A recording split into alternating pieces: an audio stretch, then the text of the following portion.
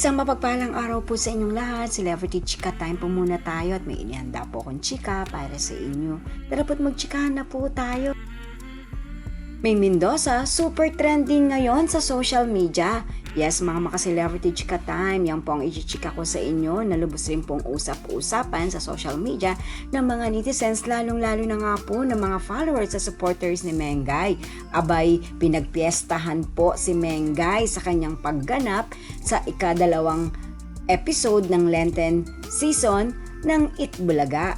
At yan, i-chika ko po sa inyo mga maka-celebrity chika time. Bago po tayo dumakorian, ay nais ko po munang batiin mga team bahay, team abroad at mga seniors natin dyan. Shout out po sa inyong lahat at happy Tuesday po. Ngayong Martes Santo nga po ay naipalabas na po ang Lenten special episode ng Itbulaga, ang Love Thy Neighbor, na kung saan nga po ay kasakasama riyan si Ming Mendoza.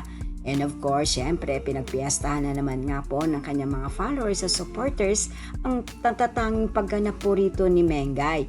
At top trends nga po si Mengay sa kanilang celebrities trending ng hashtag Ming Mendoza na nakakuha nga po ng 4,208 posts. At ang kanilang legit number cards trending at number 4 po.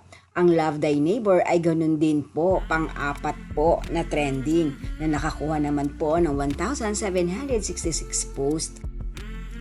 Yes po mga celebrity chika time, maraming beses na rin po nating napanood si Mengay sa mga Lenten special episode ng longest running noontime show na Itbulaga. At dyan pa lamang nga po ay kitang-kita na rin po natin ang galing po ni Maine pagdating po sa aktingan. Hindi lamang po sa pagpapatawa, maging pati rin po sa mga heavy drama. Yan po ang aking Chika Days for today. Salamat po sa inyong panunood. Huwag po kalimutang mag-subscribe. Pwede po mag-comment sa ibaba. Basta't wag lamang po harsh o nakakasakit sa isa't isa. Salamat po muli. Spread love, not hate.